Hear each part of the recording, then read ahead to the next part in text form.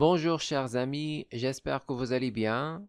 Dans cette vidéo, je vais vous présenter la cinquième partie du cours sur le chapitre Calcul d'intégrale avec exemples et exercices corrigés. Je vous rappelle qu'on a déjà vu les parties 1, 2, 3 et 4, donc si vous ne les avez pas encore vues, les liens sont dans la description. Alors dans la partie 5 de cette vidéo, on va s'intéresser aux intégrales et ordres et au théorème de la moyenne. Alors, dans cette vidéo, on va traiter les exercices suivants. Premier exercice. Deuxième exercice, qui est l'extrait de l'examen national 2020 SM rattrapage. Ensuite, troisième exercice. Et finalement, quatrième exercice, dédié aux élèves SM. Intégrale et ordre. Propriété. Soit f et g de fonctions continues sur un intervalle i, soit a et b deux éléments de l'intervalle i avec a inférieur ou égal à b. Premièrement, si f est positif sur l'intervalle i, alors l'intégrale de a b f de x d de x est supérieure ou égale 0.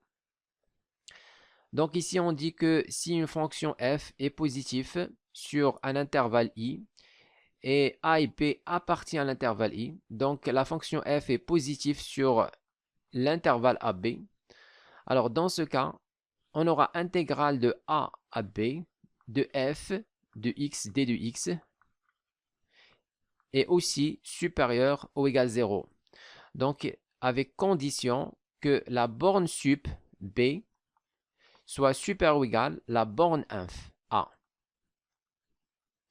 Par exemple, si une fonction f est positive sur l'intervalle 0, 1, alors l'intégrale de 0 à 1 de f de x d de x est aussi positive.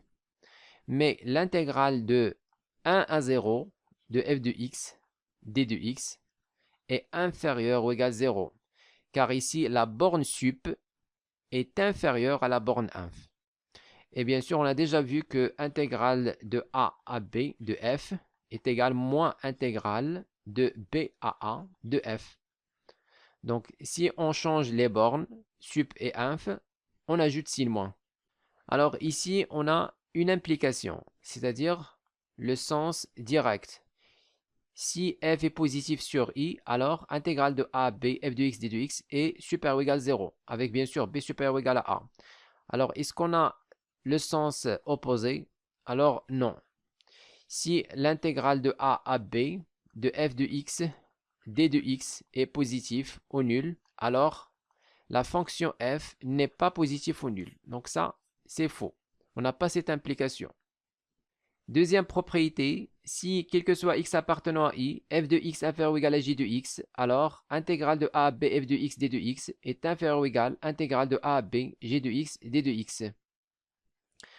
Donc ici on dit que si une fonction f est inférieure ou égale une fonction g sur un intervalle i et que a et b, les bornes de l'intégrale, appartiennent à l'intervalle i, donc f inférieur ou égal à g même sur le segment AB. Alors dans ce cas, on aura intégrale de a à b de f est inférieure ou égale intégrale de a à b de g. Avec condition toujours, la borne sup soit supérieure ou égale la borne inf. B supérieure ou égale a.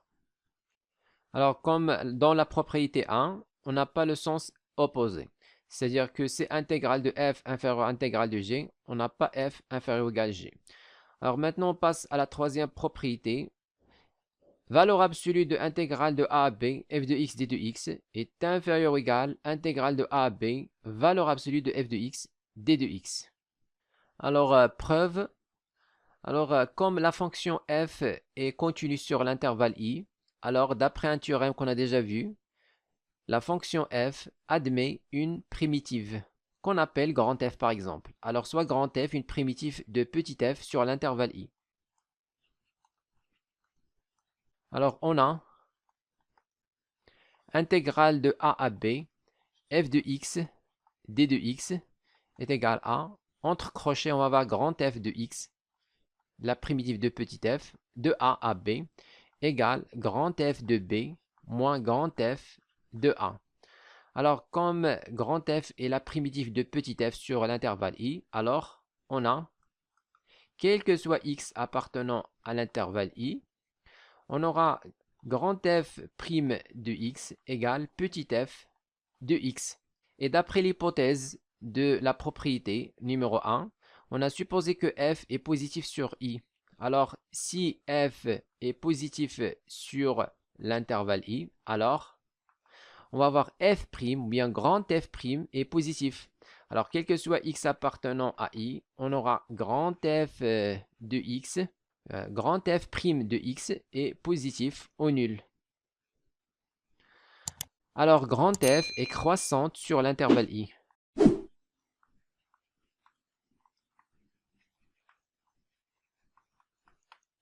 Alors maintenant, on va revenir à la condition a inférieur ou égal à b. Alors, on a a inférieur ou égal à b. Alors, comme grand f est croissante, on aura grand f de a inférieur ou égal à grand f de b. Maintenant, on revient à l'intégrale.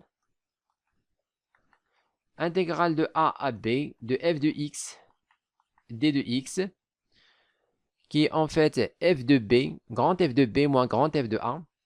Donc ici, on va avoir grand f de b moins grand f de a et comment est supérieur ou égal à 0.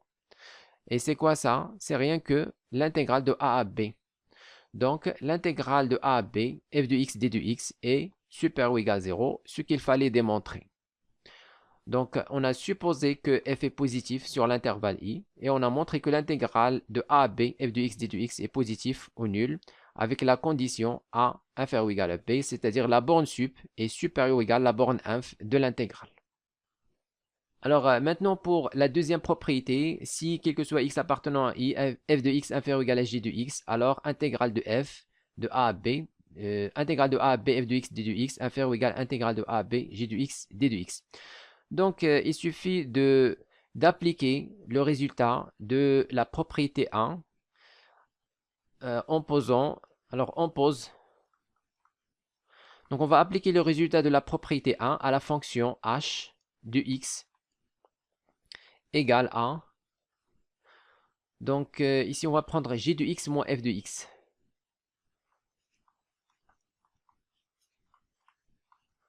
Donc pour tout x appartenant à i bien sûr. Alors si f inférieur ou égal g sur l'intervalle i, d'après l'hypothèse de la propriété 2, quel que soit x appartenant à i, f de x inférieur ou égal à g de x. Donc si f est inférieur ou égal à g sur l'intervalle i, alors on aura la fonction h qui est g moins f, donc serait positif ou nul sur l'intervalle i. Et on va appliquer maintenant la propriété 1 à la fonction h. Donc on aura intégrale de h de a à b, h de x d de x est positif, car la fonction h est positive, donc son intégrale est positive, en supposant toujours que b supérieur ou égal à 1, bien sûr. Alors maintenant, on va remplacer h par g moins f. On va avoir intégrale de a à b de g de x moins f de x d de x supérieur ou égal à 0. En utilisant maintenant la linéarité de l'intégrale, on va avoir intégrale de a à b g de x moins intégrale de a à b f de x positif ou nul. Alors cette intégrale de l'autre côté, on va avoir intégrale de g supérieur ou égal à intégrale de f. Donc intégrale de a à b de g de x d de x supérieur ou égal intégrale de a à b de f de x d de x. Donc chose qu'il fallait démontrer. Donc on a montré que si f est inférieur à g, alors intégrale de f de a à b est inférieur ou égal à intégrale de a à b de g de x d de x. Donc voilà, f inférieur ou égal à g, l'intégrale de f est inférieure à l'intégrale de g de a à b. Alors pour la dernière propriété, on a la valeur absolue de l'intégrale de a à b f de x d de x inférieure ou égal à intégrale de a à b, valeur absolue de f de x d de x. Alors on a quel que soit x appartenant à l'intervalle i, on a la propriété suivante, f de x toujours inférieur à la valeur absolue de f de x, supérieur à moins valeur absolue de f de x. Donc ça, c'est une propriété générale. On a toujours x inférieur ou égal à valeur absolue de x et supérieur ou égal moins valeur absolue de x. Donc ça, c'est une propriété générale. Donc en l'appliquant ici, maintenant on va passer à l'intégrale de a à b. Alors, on aura intégrale de a à b de moins valeur absolue de f de x, d de x, inférieur ou égal intégrale de a à b, f de x, d de x, inférieur ou égal, donc ici on a valeur absolue, inférieur ou égal intégrale de a à b, valeur absolue de f de x, d de x. Donc le signe moins qu'on a ici, on va le faire sortir ici. On va mettre ici plus. Donc, qu'est-ce qu'on aura ici? On a par exemple x supérieur ou égal moins a, inférieur ou égal a. Ça veut dire que grand x en valeur absolue est inférieur ou égal à 1. Donc, c'est ce qu'on va faire ici. Alors, on aura la valeur absolue de l'intégrale de a à b, qui est ici, f de x, d de x, inférieur ou égal intégrale de a à b, valeur absolue de f de x, d de x. Voilà, c'est ce qu'il fallait démontrer. Exemple, encadré i égale intégrale de 0 à 1, exponentielle x sur 1 plus x, d de x. Alors, on a, quel que soit x appartenant à l'intervalle d'intégration qui est 0 à 1, on a x supérieur ou égal 0, inférieur ou égal 1. Donc, quel que soit x appartenant à l'intervalle 0 à 1, on aura exponentielle x. Donc, on va essayer d'encadrer la fonction à l'intérieur de l'intégrale. Donc, on aura exponentielle x supérieur ou égal exponentielle 0 qui est 1, inférieur ou égal exponentielle 1, c'est e. Et en même temps, on a 1 plus x supérieur ou égal. Donc, ici, on ajoute 1. 1 plus 0, c'est 1. Inférieur ou égal 1 plus 1, 2. Donc, quel que soit x appartenant à l'intervalle 0 à 1, on aura 1 inférieur ou égal exponentielle x inférieur ou égal à e. Et maintenant, on va inverser. On va avoir 1 sur 1 plus x inférieur ou égal 1. On inverse dans l'autre côté. Supérieur ou égal 2. On inverse dans l'autre côté. On va avoir ici 1 demi. Alors maintenant, on va faire le produit côté à côté. Alors, quel que soit x appartenant 0 à 1, on aura exponentielle x sur 1 plus x inférieur ou égal. Donc, e fois 1. On va avoir e.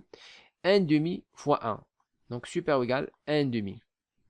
Voilà, on a encadré la fonction à l'intérieur de l'intégrale. Maintenant, on passe à l'intégrale de 0 à 1. Alors, intégrale de 0 à 1 de 1 demi dx inférieur ou égal intégrale de 0 à 1. La fonction ici, exponentielle x sur 1 plus x d de x inférieur ou égal intégrale de 0 à 1 de e d de x.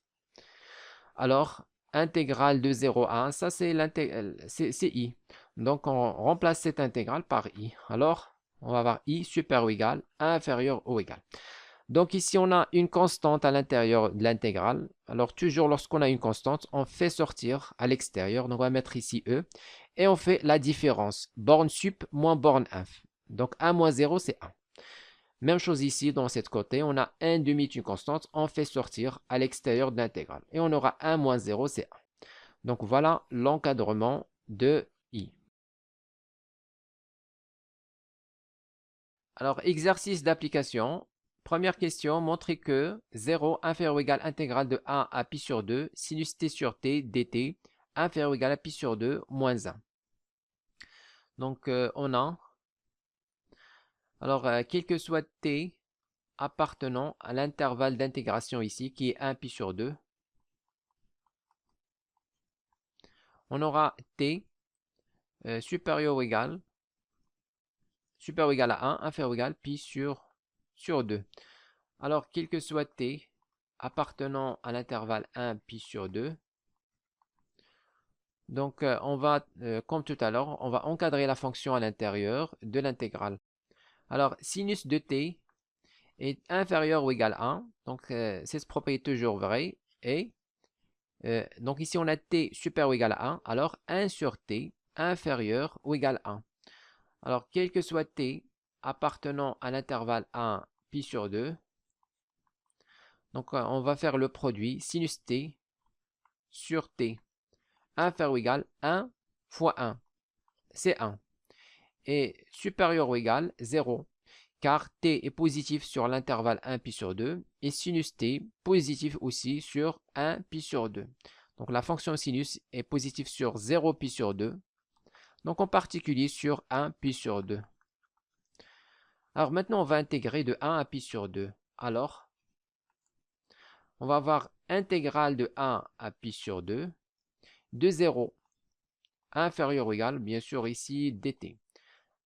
Donc ici on va avoir intégrale de 1 à pi sur 2 sinus t sur t dt inférieur ou égal intégrale de 1 à pi sur 2 1 dt. Donc on peut utiliser la propriété 1. Ici on a une fonction qui est positive, donc son intégrale est aussi positive. Sinon on passe à l'intégrale directement comme on a fait ici. Alors on aura intégrale de 0 c'est 0 inférieur ou égal. Donc ici cette intégrale de 1 à pi sur 2 sinus t sur t dt inférieur ou égal. Ici on a 1 à l'intérieur de l'intégrale. Donc on va faire la différence. Pi sur 2 moins 1. Donc pi sur 2 moins 1. Alors c'est le résultat qu'il fallait démontrer. Deuxième question, montrer que quel que soit x appartenant à R étoile plus 0 inférieur ou égal intégrale de x à 2x de 1 sur racine t4 plus t carré plus 1 dt inférieur ou égal 1 sur x.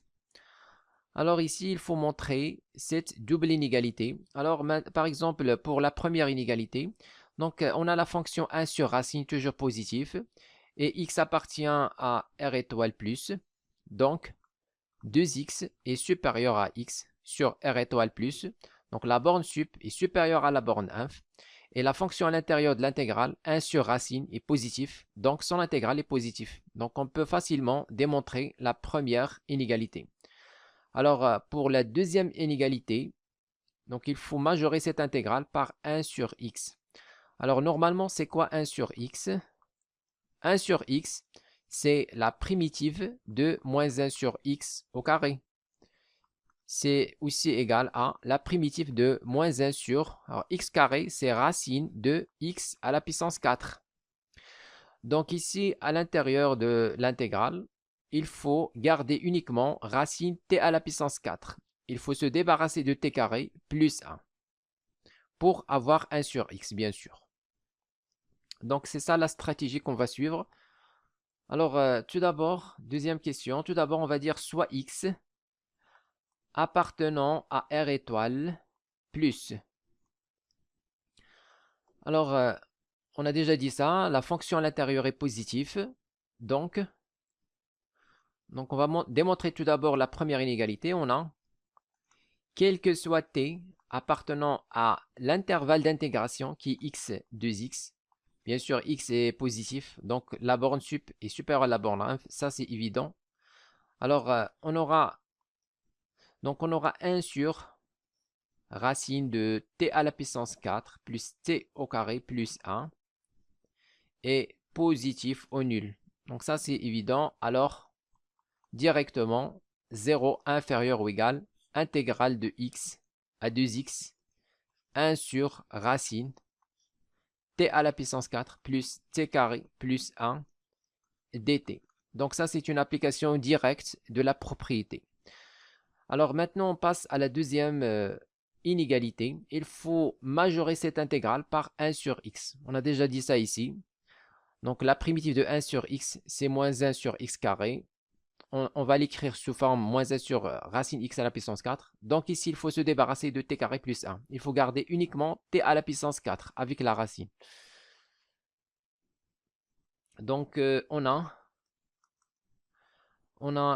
quel que soit t appartenant à x 2x, on aura racine de t à la puissance 4 plus t carré plus 1 supérieur ou égal à racine de t à la puissance 4. Donc ça c'est évident. T à la puissance 4 plus t carré plus 1, bien sûr c'est supérieur à t à la puissance 4. Donc c'est évident ça. avec la racine, c'est aussi vrai. Alors maintenant, on va inverser. Alors, quel que soit t appartenant à x, 2x, bien sûr, cette inégalité est vérifiée quel que soit t dans R, mais en particulier sur l'intervalle d'intégration x, 2x.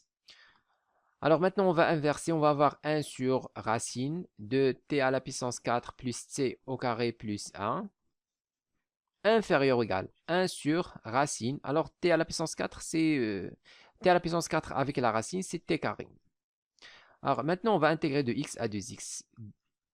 Donc, intégrale de x à 2x, 1 sur racine de t à la puissance 4 plus t au carré plus 1 dt, inférieur ou égal intégrale de 1 ou bien de x à 2x, 1 sur t carré dt.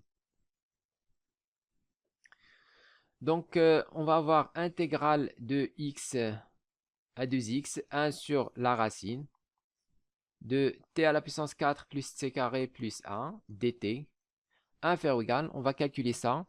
Alors, primitif de 1 sur t carré, c'est moins 1 sur t. De x à 2x.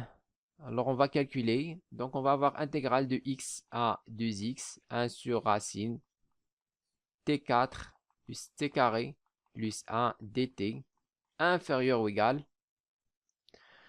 Donc, ici, on va avoir moins 1 sur 2x et moins, c'est-à-dire plus 1 sur x. Alors, comme x est positif, donc x appartient à R étoile plus, donc soit x appartenant à R étoile plus, donc x est positif, strictement positif, alors on peut majorer ça par 1 sur x, car donc l'expression moins 1 sur 2x est inférieure ou égale 0. Lorsque j'ajoute 1 sur x, je vais avoir quoi? Donc moins 1 sur 2x inférieur ou égal 0. On ajoute 1 sur x dans les deux côtés. On va avoir moins 1 sur 2x plus 1 sur x inférieur ou égal 0 plus 1 sur x. Donc on peut majorer ici par 1 sur x. Alors finalement, on a montré que intégrale de x à 2x, 1 sur racine t à la puissance 4 plus t au carré plus 1 dt, inférieur ou égal à 1 sur x. Et on a déjà montré qu'il est positif ou nul, ici. Ceci, quel que soit x appartenant à R étoile plus. De le résultat.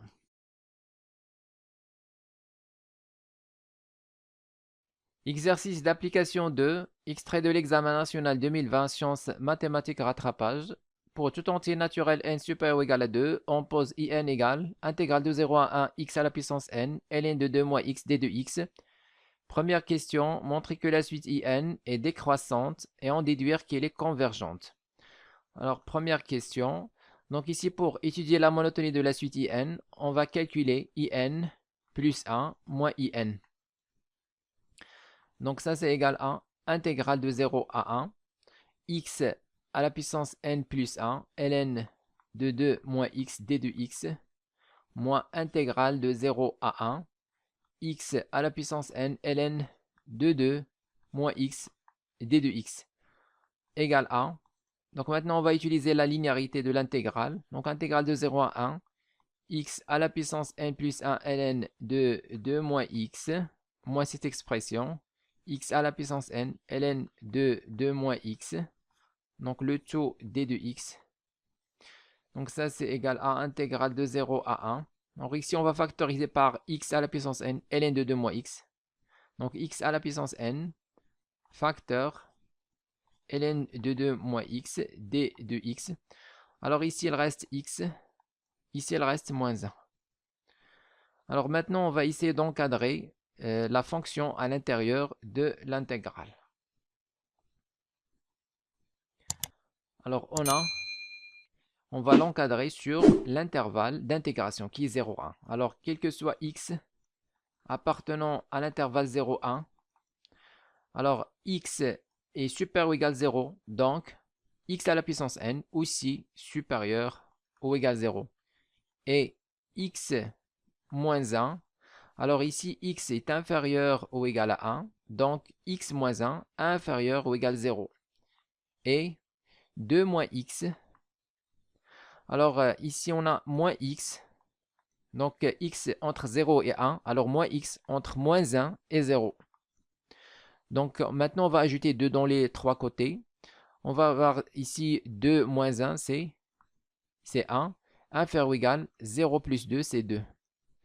Alors, quel que soit x appartenant à l'intervalle 0, 1, on aura x à la puissance n supérieur ou égal à 0 et x moins 1 inférieur ou égal à 0. Et maintenant, on applique ln.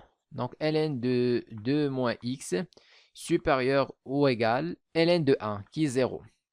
Donc, x à la puissance n positif, x moins 1 négatif, ln de 2 moins x positif. Donc, le produit est inférieur ou égal à 0. Donc, quel que soit x appartenant à 0, 1, on aura x à la puissance n facteur x moins 1, ln de 2 moins x est inférieur ou égal à 0. Et donc, on passe maintenant à l'intégrale. Alors, on aura intégrale de 0 à 1, x à la puissance n facteur x moins 1 ln de 2 moins x d de x est aussi inférieur ou égal à 0. Bien sûr, toujours la borne supérieure à la borne 1, 1 supérieur à 0. Alors, on remplace. Alors, cette intégrale n'est rien que in plus 1 moins in. Donc, on remplace. On aura in plus 1 moins in inférieur ou égal à 0. Idem à dire que in plus 1 inférieur ou égal à in. Donc, la suite in est décroissante.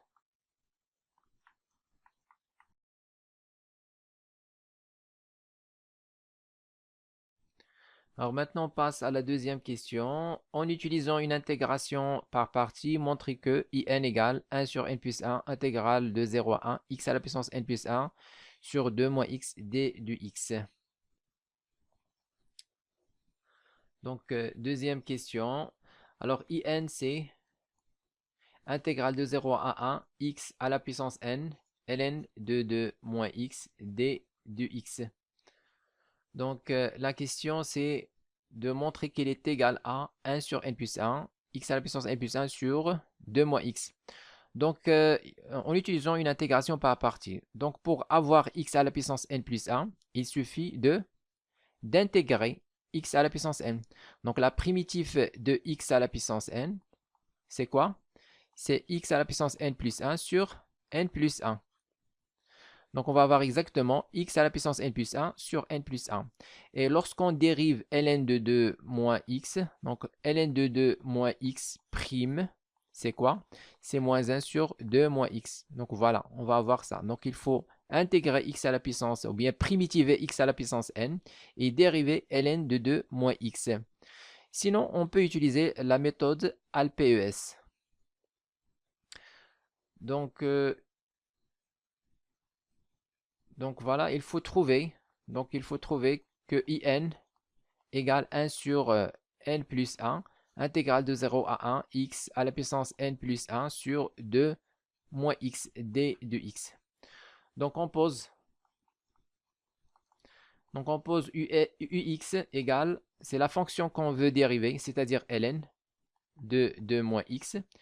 Et v' de x, c'est la fonction qu'on veut primitiver, c'est x à la puissance n. Sinon, comme on a déjà dit, on peut utiliser la méthode ALPES. Donc la méthode ALPES, ici on a x à la puissance n, c'est un polynôme, et on a ln, donc voilà ln. Donc la priorité c'est pour ln. Donc on pose u de x égale ln de 2 moins x. Alors, maintenant, on va dériver u' de x égale, la dérivée de ça, c'est moins 1 sur 2 moins x. Et on va primitiver v'. Donc, on va avoir v de x égale, la primitive de x à la puissance n, c'est x à la puissance n plus 1 sur n plus 1. Alors, maintenant, l'intégrale in est égale à, entre crochets, on va mettre u fois v. on va avoir x à la puissance n plus 1 sur n plus 1 fois ln de 2 moins x de 0 à 1 moins intégrale de 0 à 1. Maintenant, on va mettre u' fois v, c'est-à-dire on va avoir ici moins 1 sur 2 moins x fois x à la puissance n plus 1 sur n plus 1 d de x. Donc ici on a moins, donc on va simplifier. Donc in égale. Alors ici lorsqu'on calcule, donc pour x égale à 1, on va voir ici ln de 2 moins 1, c'est-à-dire ln de 1, c'est 0. Et pour x égale 0, on va voir ici 0. Donc en fait, c'est 0. Donc tout ça c'est 0. Alors il reste l'intégrale. Moins fois moins c'est plus. On va voir intégrale de 0 à 1. Alors tout d'abord, on a une constante. 1 sur n plus 1. On va faire sortir à l'extérieur. On va voir ici 1 sur n plus 1. Donc moins fois moins c'est plus. Intégrale de 0 à 1. Alors il reste x à la puissance n plus 1 sur 2 moins x d de x. Voilà, c'est le résultat qu'il faut démontrer.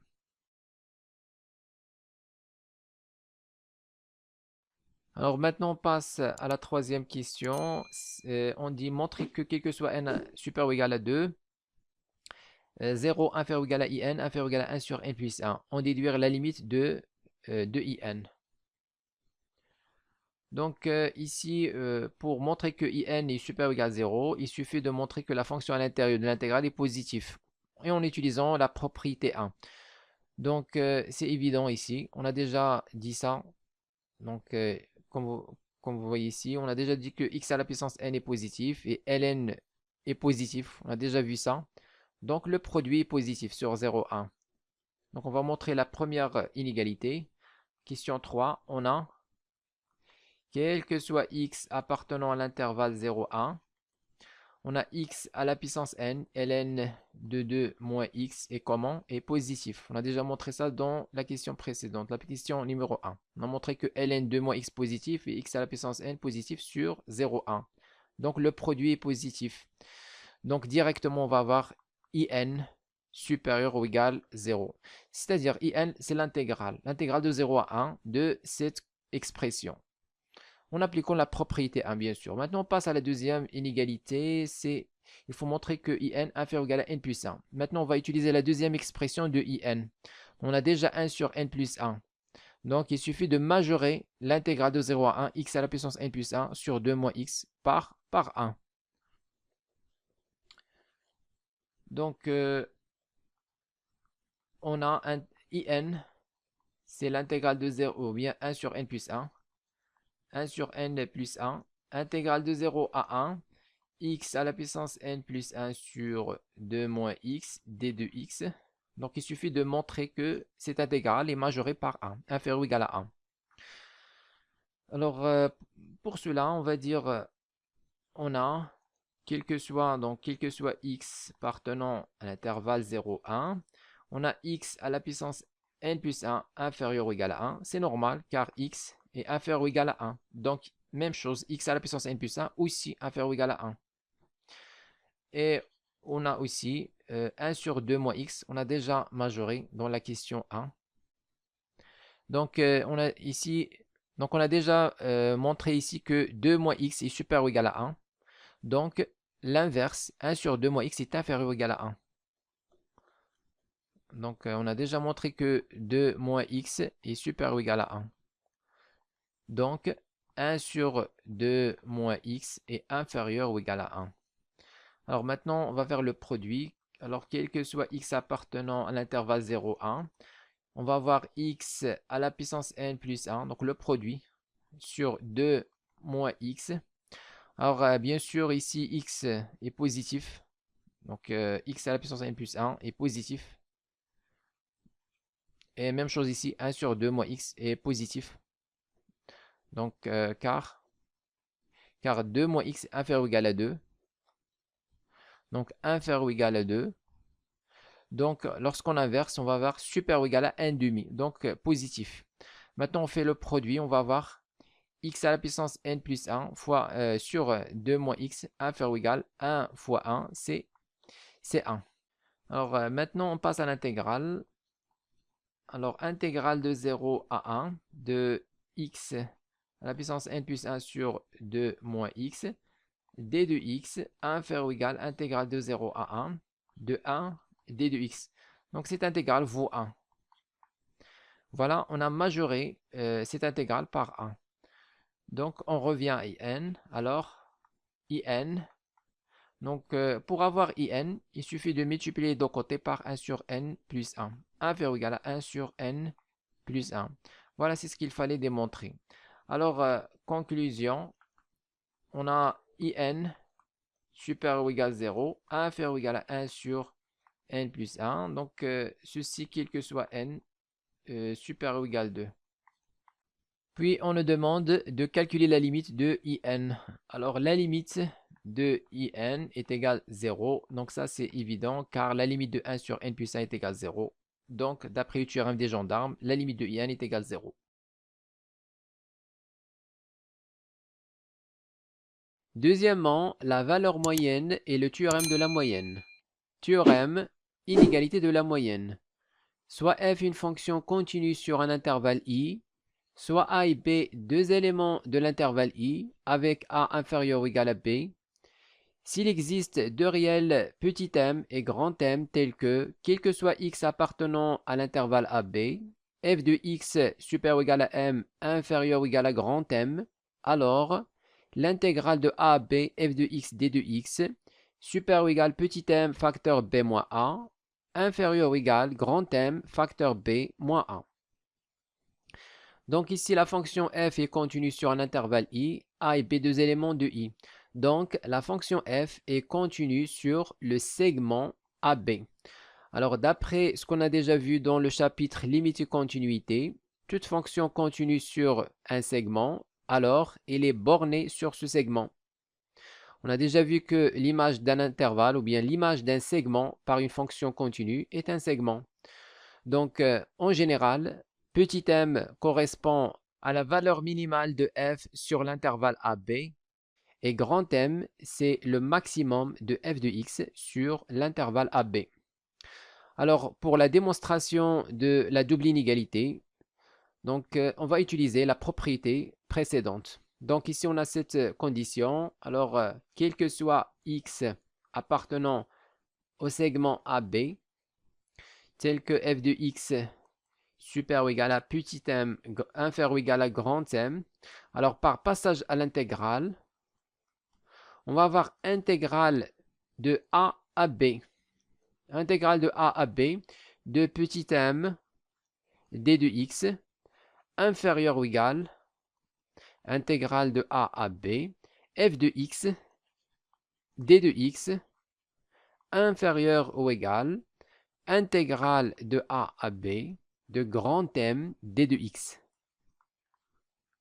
Maintenant, on calcule les deux intégrales. On va avoir intégrale de a à b f de x d de x supérieur ou égal. Donc ici, petit m est une constante. Donc on fait sortir à l'extérieur de l'intégrale. Il reste exactement b moins 1. Donc on va avoir petit m facteur b moins 1. On a déjà vu que l'intégrale d'une constante, lorsqu'on a d de x, donc la primitive ici on a 1. La primitive de 1 c'est x entre a et b. Donc c'est exactement b moins 1. Donc toujours lorsqu'on a une constante, on fait sortir la constante, il reste 1. C'est la différence. La borne sup moins la borne inf. Alors de même, ici on va avoir grand M intégrale de a à b de 1 fois d de x, c'est-à-dire tout simplement b moins 1. Donc c'est le résultat qu'il fallait démontrer. Interprétation géométrique. Alors, si f est positif sur l'intervalle AB, alors la surface A égale intégrale de A bf de x d de x est comprise entre les surfaces du rectangle de dimension m et b-1 et le rectangle de dimension grand M et b-1. Donc ici, on a la surface en vert. C'est la surface entre, ou bien délimitée entre la courbe CF, l'axe des abscisses, et les droites x égale à A, x égale à B. C'est-à-dire le domaine en vert. Alors, cette surface est comprise entre la surface du rectangle, donc le petit rectangle ici de dimension b-1 et m, petit m. Donc ce rectangle, la surface de ce rectangle, c'est le produit petit m facteur b-1. Et le grand rectangle, donc de dimension b-1, donc voilà b-1, et grand m, c'est-à-dire cette distance. Donc fois grand m. Alors la surface en vert est comprise entre la surface du petit rectangle et le grand rectangle.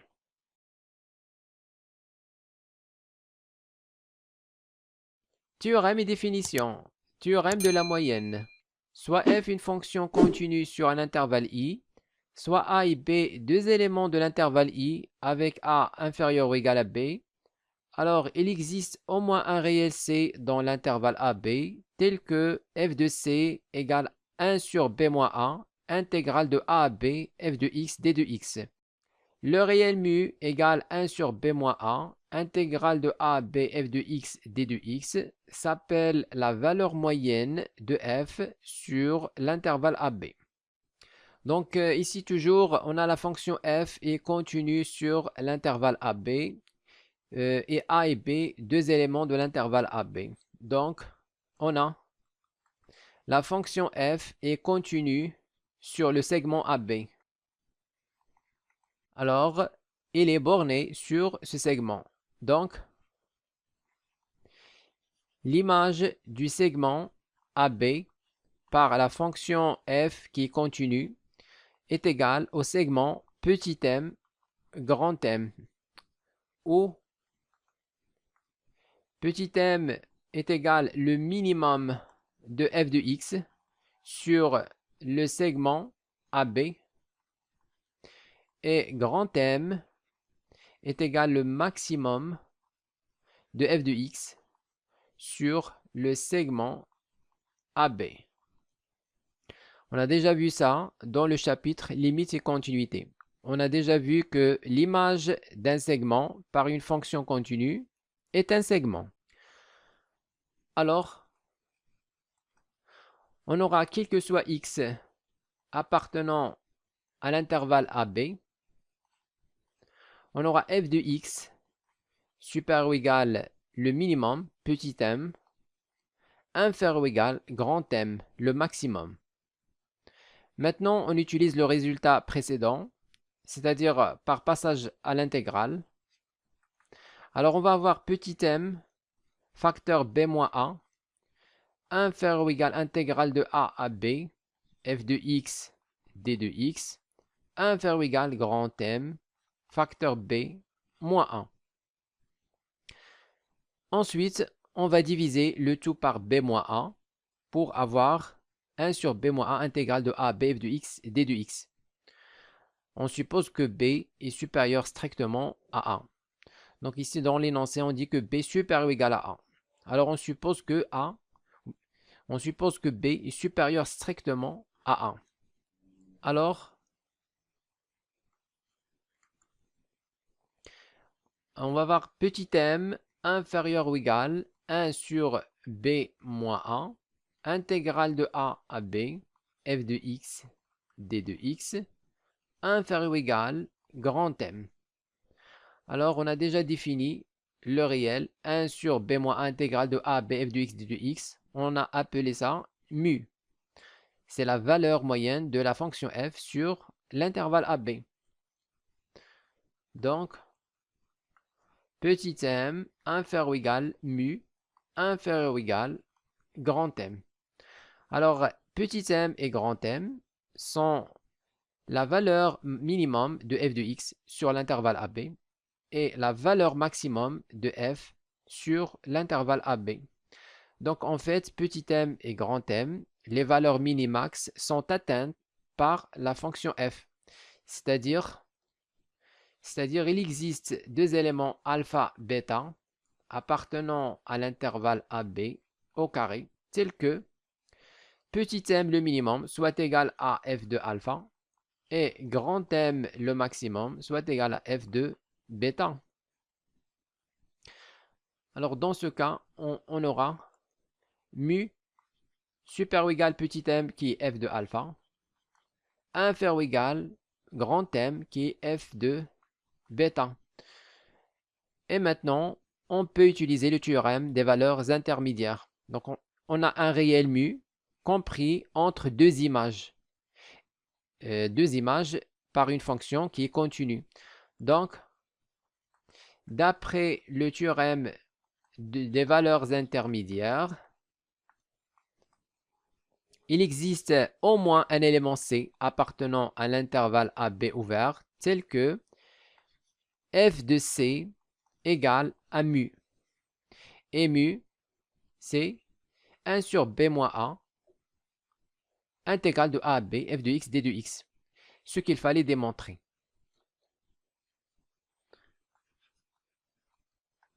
Donc, il existe un élément C appartenant à AB, l'intervalle AB ouvert, tel que, alors f de C soit égal à mu qui est 1 sur B moins A, intégrale de A à B, f de x, d de x.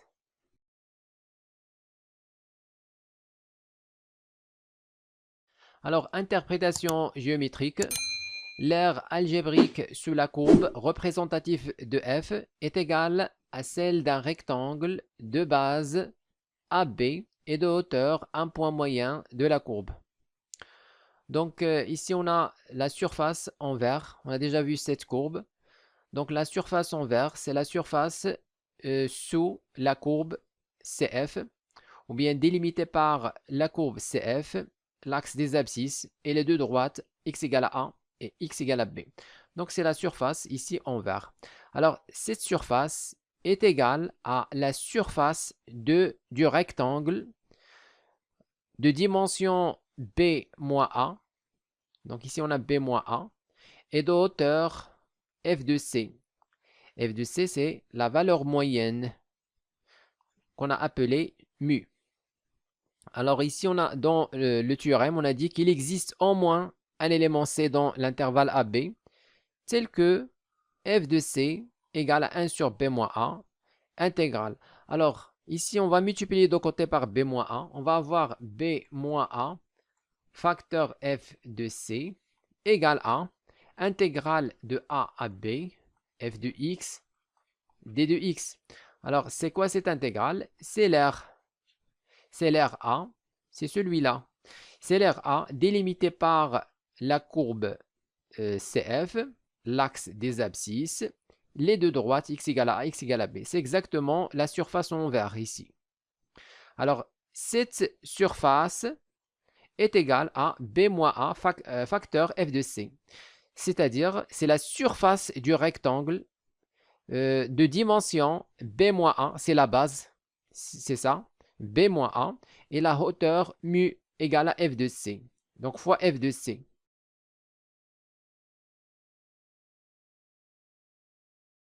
Exemple, calculer la valeur moyenne de la fonction f qui est associée à x 2x sur le segment 1, 3.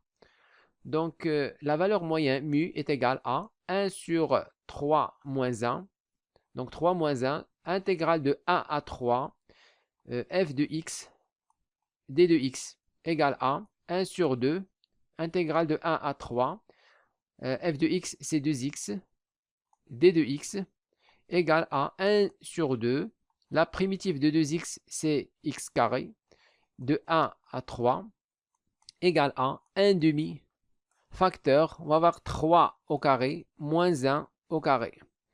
Donc finalement, mu est égal à, ici on va avoir 1 demi, facteur, donc 9 moins 1 c'est 8. Alors 8 sur 2 c'est 4.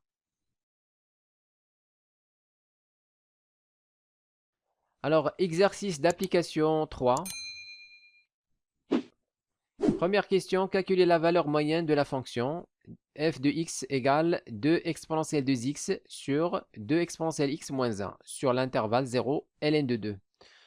Alors, mu égale 1 sur, on va voir ln de 2 moins 0. Intégrale de 0 à ln de 2. On va mettre la fonction f de x, d de x égale à 1 sur ln de 2, intégrale de 0 à ln de 2. On remplace f par ça, on va avoir 2 exponentielle 2x sur 2 exponentielle x moins 1 d de x. Donc ici, il faut trouver une primitive de cette fonction. Alors pour cela, ici on a au numérateur, on a exponentielle 2x, c'est-à-dire exponentielle x au carré. Donc ce qu'on va faire, on va retrancher 1 et l'ajouter. Donc lorsqu'on va retrancher 1, on va avoir identité remarquable. Pour simplifier avec 2x, 2 exponentielle x moins 1 qu'on a au dénominateur. Mais avant de faire ça, il faut tout d'abord avoir ici 4. Donc on va avoir 4. Alors 4, c'est-à-dire 2 exponentielle x, le tout au carré. Donc ici, on va multiplier et diviser tout d'abord par 2. On va avoir 1 sur 2, ln de 2. Intégrale de 0 à ln de 2. Donc je vais avoir ici, on va avoir 4 exponentielle 2x sur 2 exponentielle x moins 1 d de x. Alors, la valeur moyenne, mu est égale 1 sur 2 ln de 2, intégrale de 0 à ln de 2. Voilà, donc ici, on va mettre 2 exponentielle x au carré. On va avoir 2 exponentielle x au carré. Voilà, donc on va maintenant retrancher 1 et l'ajouter sur 2 exponentielle x moins 1, d de x. Donc c'est égal à 1 sur 2 ln de 2, intégrale de 0 à ln de 2. Maintenant, je vais séparer cette fraction ici. Alors, on va avoir 2 exponentielle x au carré moins 1 sur 2 exponentielle x moins 1 et plus 1 sur 2 exponentielle x moins 1. Alors tout ça fois d de x. Alors mu est égal 1 sur 2 ln de 2, intégrale de 0 à ln de 2. Donc ici on a identité remarquable, on va factoriser. Donc on va avoir 2 exponentielle x moins 1 facteur 2 exponentielle x plus 1 sur 2 exponentielle x moins 1. Donc voilà, on peut maintenant simplifier, comme vous voyez. Alors plus ici on va avoir 1 sur 2 exponentielle x moins 1. Alors ici on n'a pas une primitive de 1 sur 2 exponentielle x moins 1. Donc ce qu'on va faire, on va multiplier et diviser par exponentielle moins x. Alors tout d'abord, on va séparer l'intégrale ici en utilisant la linéarité de l'intégrale. Donc ici, on a 1 sur 2 ln de 2 en facteur. Donc on va mettre 1 sur 2 ln de 2. Intégrale de... Donc ici, il faut ajouter d de x. Alors intégrale de 0 à ln de 2 de cette expression d de x. Alors on a dit qu'on va multiplier et diviser par exponentielle moins x. On va avoir ici exponentielle moins x au numérateur. Au dénominateur, on va avoir 2 exponentielle x fois exponentielle moins x. C'est quoi? C'est donc 2 exponentielle x moins 1. On va multiplier par exponentielle moins x. Alors exponentielle moins x fois 2 exponentielle x. Donc exponentielle x et exponentielle moins x vont se simplifier. Il reste 2. Moins 1 fois exponentielle moins x, c'est moins exponentielle moins x. Donc la valeur moyenne mu est égale 1 sur 2 ln de 2, intégrale de 0 à ln de 2. Donc il reste ici 2 exponentielle x plus 1, d de x, plus 1 sur 2 ln de 2, intégrale de 0 à ln de 2. Alors ici on va essayer d'écrire cette fonction sous forme u' sur u. Alors pour cela, on va calculer la dérivée de 2 moins exponentielle moins x. Alors 2 moins exponentielle moins x prime égale 1. La dérivée de 2, c'est 0. On va avoir ici moins. La dérivée de exponentielle moins x, on va avoir un autre moins, c'est-à-dire plus, exponentielle moins x. Donc c'est exactement ce qu'on a ici au numérateur. Donc je vais remplacer exponentielle moins x par par la dérivée de 2 moins exponentielle moins x. Voilà, donc je vais mettre ici 2 moins exponentielle moins x prime sur 2 moins exponentielle moins x, d de x. On a la forme u' sur u, donc on peut tirer une primitive. Alors mu est égal à 1 sur 2, ln de 2. Alors facteur, ici entre crochets, la primitive de 2 exponentielle x, c'est exactement 2 exponentielle x. Tout simplement, la primitive de 1, c'est x. Alors entre crochets, de 0 à ln de 2 plus 1 sur 2 ln de 2. Entre crochets, on va avoir ici ln de 2 moins exponentielle moins x de 0 à ln de 2. Alors il faut vérifier est-ce que 2 moins exponentielle moins x est positif ou négatif.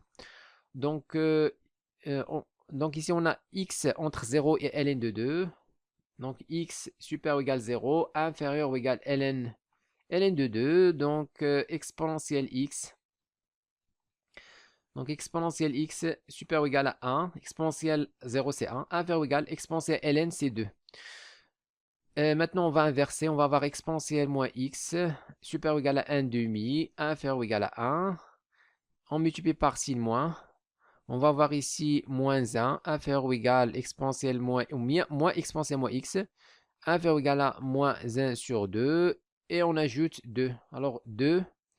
Alors 2 moins 1, c'est 1. Inférieur ou égal 2 moins exponentielle moins x. Alors, comme vous voyez ici, 2 moins exponentielle moins x est positif, supérieur à 1 qui est strictement positif. Donc ici, on n'a pas besoin de mettre la valeur absolue. Alors, on calcule, donc mu est égal 1 sur 2 ln de 2, facteur. Alors, quand x est égal à 2, ln de 2, je vais avoir ici 2. Exponentielle ln de 2, c'est 2. Donc, on va avoir 2 au carré. Plus x égale à ln de 2, moins. Alors, quand x égale à 0, on va avoir 2. Exponentielle 0, c'est 1. Donc, on va avoir moins 2. Ici, on va avoir moins 0. Plus 1 sur 2 ln de 2, facteur. Alors, quand x est égal à ln de 2, je vais avoir ici ln de 2 moins. Donc, exponentielle moins ln de 2. C'est-à-dire exponentielle ln de 1 sur 2. Voilà, donc le signe moins, je mets en puissance de 2. 2 à la puissance moins 1, c'est 1 sur 2. Donc voilà, maintenant exponentielle ln, c'est 1 demi. On va avoir exactement ici 1 demi. Voilà, moins ln. Maintenant, quand x égale 0, je vais avoir ln de 2. 2 moins exponentielle 0, c'est 1. Alors, mu est égal 1 sur 2, ln de 2, facteur, 2 au carré c'est 4, 4 moins 2 c'est 2, plus ln de 2, plus 1 sur 2 ln de 2, facteur. Donc ici, je vais avoir, donc je vais avoir ici ln de 2 moins 1 demi, c'est-à-dire ln de 3 sur 2. Alors ici, on va avoir ln de 1, c'est 0, donc ça va. Alors, mu est égal. Donc ici, on va avoir le tout sur 2 ln de 2.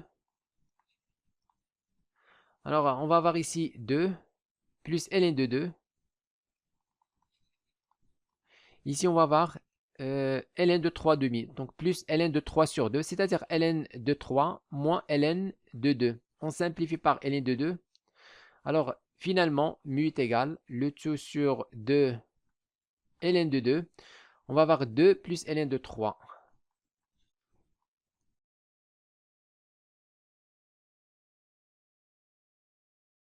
Deuxième question, pour tout entier naturel n supérieur ou égal à 3, on pose un égale intégrale de n à n plus 1, ln de x sur x, d de x. Calculer la limite de un quand n tend vers plus l'infini. Donc ici, on va utiliser le théorème de la valeur moyenne pour calculer la limite de la suite un. Alors tout d'abord, soit n supérieur ou égal à 3. Alors, on a la fonction qui associe à x ln de x sur x, on l'appelle f par exemple. Donc la fonction f qui est associée à x ln de x sur x est continue. Donc, elle continue sur, normalement, on continue sur R étoile plus, et donc en particulier sur l'intervalle n plus 1, avec n supérieur ou égal à 3. Alors, d'après le théorème de la moyenne, il existe un élément C appartenant à l'intervalle n plus 1, tel que f de C égale à 1 sur n plus 1 moins n. Intégrale de n à n plus 1 de f de x d de x. Donc ici, comme vous voyez, C dépend de n. Donc, on va l'appeler Cn. Même chose ici, Cn. Alors, il existe un élément Cn dans l'intervalle n plus 1, tel que f de Cn, c'est ln de Cn sur Cn égale à, ici n moins n, il reste 1. Donc, intégrale de n à n plus 1, f de x. Alors, f de x, c'est ln de x sur x. Donc, ln de x sur x, d de x. Alors, ça, c'est la suite un. Donc, on va remplacer. Alors, on aura ln de Cn sur Cn égale à la suite un. Maintenant, pour calculer la limite de la suite un, il suffit de calculer la limite de ln de Cn sur Cn. Alors, on a tout d'abord la limite de Cn quand n tend vers plus l'infini est égal quoi? Alors, bien sûr, ici Cn supérieur ou égal à n, inférieur ou égal à n plus 1. On a déjà dit ça ici. Donc, d'après le théorème d'encadrement, Cn tend vers plus l'infini. Alors, la limite de ln de Cn sur Cn quand n tend vers plus l'infini. Donc, comme Cn tend vers plus l'infini, alors on va avoir ln de... Alors, ln de Cn sur Cn, c'est 0. C'est une limite usuelle. Et voilà. Par conséquence, on aura la limite de la suite un égale quoi? Égale 0. Donc, comme vous voyez, on a calculé la limite de la suite un facilement en utilisant le théorème de la moyenne. Par contre, si on essaie de calculer la limite de un en calculant l'intégrale, on va faire beaucoup de calculs. Donc, normalement, ici, cette intégrale, on peut le calculer. Donc, je vais vous donner une primitive. Donc, un, c'est intégrale de n à n plus 1, ln de x sur x. 1 sur x, c'est ln de x prime fois ln de x. Maintenant, on va diviser par, on va multiplier par 2 et diviser par 2. Donc, primitive, c'est, on va avoir ici 1 demi. La primitive, c'est ln de x au carré. Alors, n à n plus 1. Donc, on peut calculer cette expression. On peut calculer l'expression explicite de la suite um. Alors, si vous calculez ça, vous allez trouver, donc quand vous calculez la limite, vous allez trouver forme indéterminée et vous allez faire beaucoup de calculs. Alors, avec le théorème de la moyenne, on a calculé la limite facilement.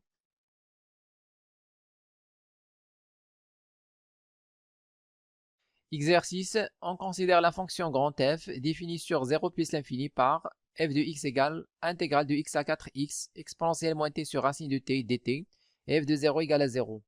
Première question, montrer que quel que soit x strictement positif, il existe c dans l'intervalle x4x tel que f de x égale 3x exponentielle moins c sur racine de c. Alors première question, tout d'abord soit x strictement positif. Alors, on va considérer la fonction. Alors, la fonction petit f définie par, alors le petit f qui est associé à t, exponentielle moins t sur racine de t, c'est la fonction à l'intérieur de l'intégrale. Donc, cette fonction est continue sur r étoile plus, donc en particulier sur l'intervalle x4x. Alors, d'après le théorème de la moyenne, il existe un élément C appartenant à l'intervalle x 4x, tel que, alors petit f de C égale 1 sur 4x moins x. Intégrale de x à 4x de petit f de t dt. Donc, il existe un élément C dans l'intervalle x4x, tel que, alors f de C, petit f de C, c'est ça. Donc, on va voir ici exponentielle moins C sur racine de C égale 1. Ici, 4x moins x, c'est 3x. On va multiplier de côté par 3x. On va voir ici 3x. Dans l'autre côté, il reste intégrale de x à 4x, f de t dt. C'est rien que grand F de x. Donc, on remplace par grand F de x. Alors, c'est le résultat qu'il fallait démontrer. Montrer que quel que soit x strictement positif, il existe, c'est dans l'intervalle x4x, tel que grand F de x égale 3x exponentielle moins c sur racine de c.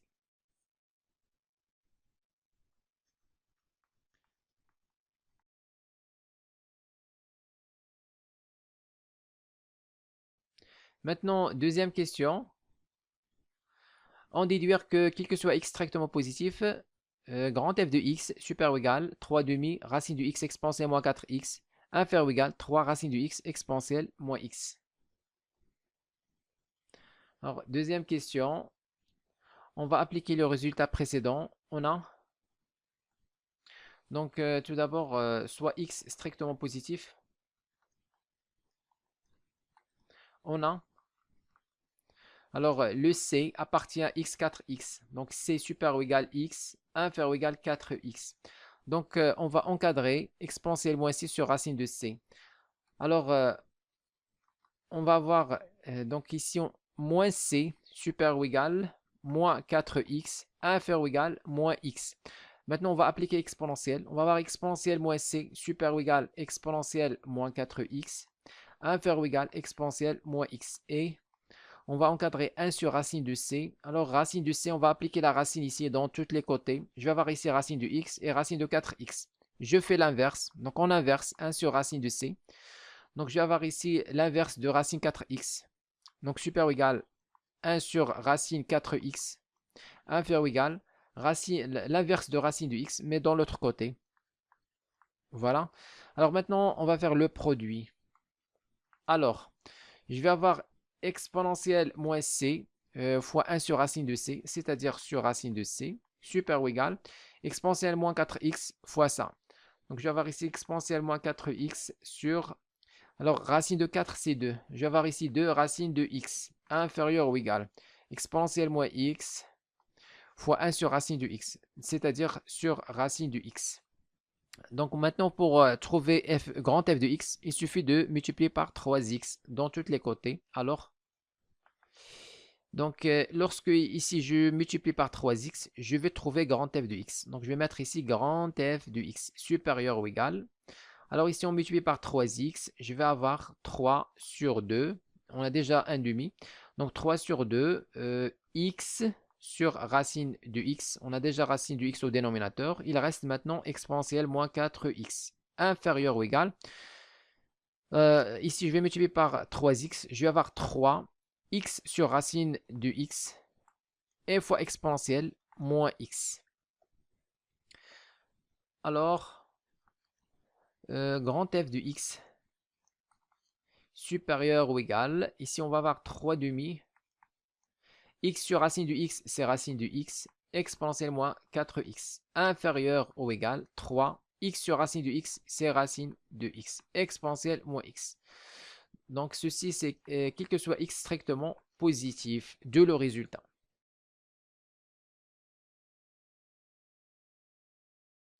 Alors maintenant, on passe à la dernière question. On dit calculer la limite de grand F de x en plus l'infini et en 0 plus, quand x tend vers 0 plus. Donc maintenant, on va utiliser le théorème d'encadrement pour calculer la limite de grand F de x. Alors, on va calculer la limite des bornes. Donc, on a la limite quand x tend vers 0 plus, tout d'abord de cette expression à gauche. 3 demi racine de x exponentielle moins 4x. Donc on remplace par 0 directement. On va avoir 3 demi fois racine de 0, c'est 0. Exponentielle 0, c'est 1. Donc ça, c'est 0. C'est égal aussi à la limite de l'expression à droite, x tend vers 0 plus, de 3 racine de x exponentielle moins x. Exponentielle 0, c'est 1. Racine de x, c'est 0. Voilà, c'est 0. Alors, d'après le théorème d'encadrement, la limite, ou bien théorème des gendarmes, comme vous voulez, théorème des gendarmes. Alors, la limite de grand f de x quand x tend vers 0 plus est égale aussi à 0. Maintenant, on calcule la limite quand x tend vers plus l'infini. On va procéder par la même manière. On a la limite quand x tend vers plus l'infini. Donc ici, juste une petite remarque. On a trouvé que la limite de quand x tend vers 0 plus de f de x, grand f de x est égal à 0. C'est quoi 0? On va revenir. Alors, comme vous voyez ici, 0, c'est f de 0. C'est grand f de 0. Donc, en fait, la fonction, donc ici, c'est normalement grand f de 0. Alors, on déduit que la fonction grand f est continue en 0, continue à droite en 0. Donc, à droite en 0. Donc, ça, c'est juste une remarque. Alors, on calcule la limite de l'expression à gauche. Donc, c'est 3 demi racine de x exponentielle moins 4x. Donc, ça, c'est égal à 1. Alors, ici, on va avoir racine de x, bien sûr, tend vers plus l'infini et l'exponentielle tend vers 0. Mais on va utiliser les limites usuelles qu'on a déjà vues dans le cours. Donc, ici, si on calcule la limite directement, on va avoir racine de x qui tend vers plus l'infini fois exponentielle. Alors, moins 4x tend vers quoi? Tend vers moins l'infini. Exponentielle au moins l'infini, c'est 0. Donc, on va avoir forme indéterminée. Alors, on va lever la forme indéterminée en utilisant les limites usuelles du cours. Donc, on va utiliser la limite. Donc, tout d'abord, on va écrire ça comme la limite quand x tend vers plus l'infini de 3 sur 2 racine de x. Alors, exponentielle moins 4x, c'est 1 sur exponentielle 4x. Donc, on va utiliser la limite usuelle. La limite quand x tend vers plus l'infini, car ici 4x à l'intérieur de l'exponentielle tend vers plus l'infini. Donc, la limite quand x tend vers plus l'infini de exponentielle x sur x à la puissance n est égal quoi? Est égal à plus l'infini. Ceci quel que soit n appartenant à n étoiles. Donc, on va utiliser cette limite usuelle. Alors, ça c'est égal à. Donc, je vais avoir ici la limite quand x tend vers plus l'infini, 3 demi.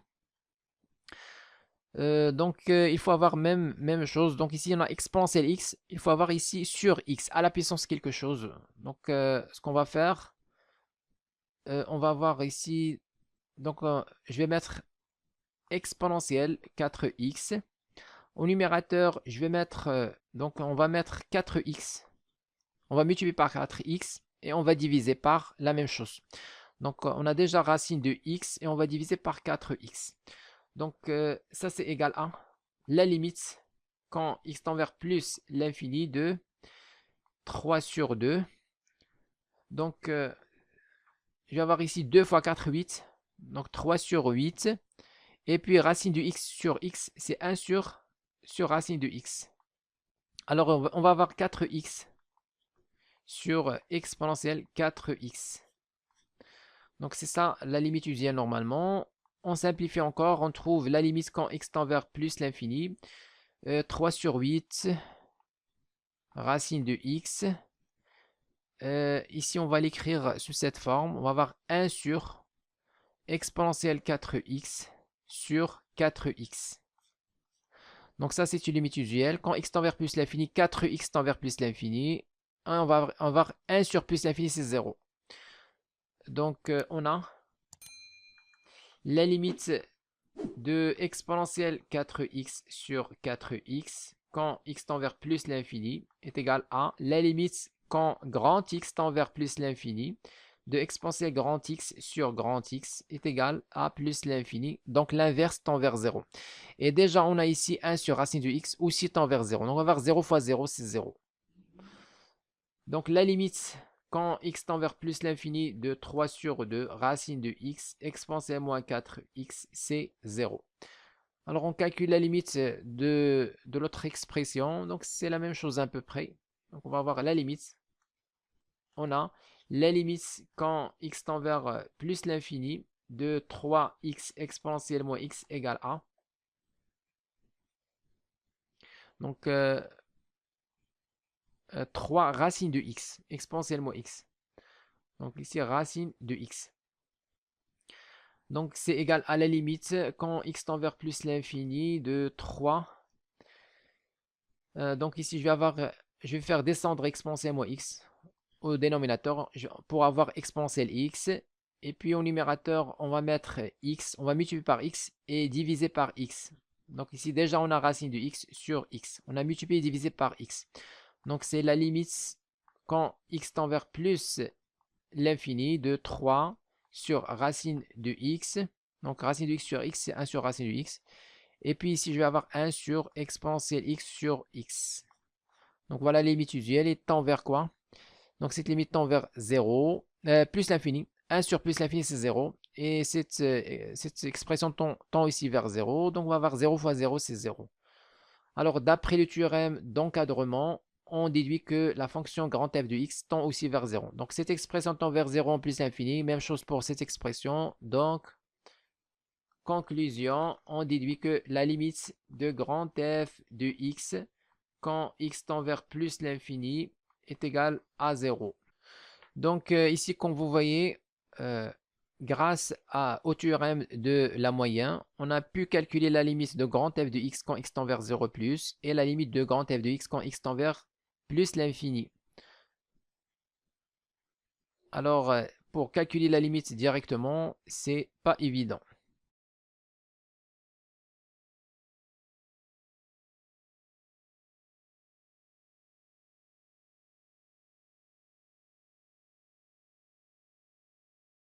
Écrivez-moi vos remarques dans les commentaires et n'oubliez pas de cliquer sur j'aime si vous appréciez notre contenu et de s'abonner à notre chaîne YouTube. C'est absolument gratuit pour recevoir de nouvelles vidéos.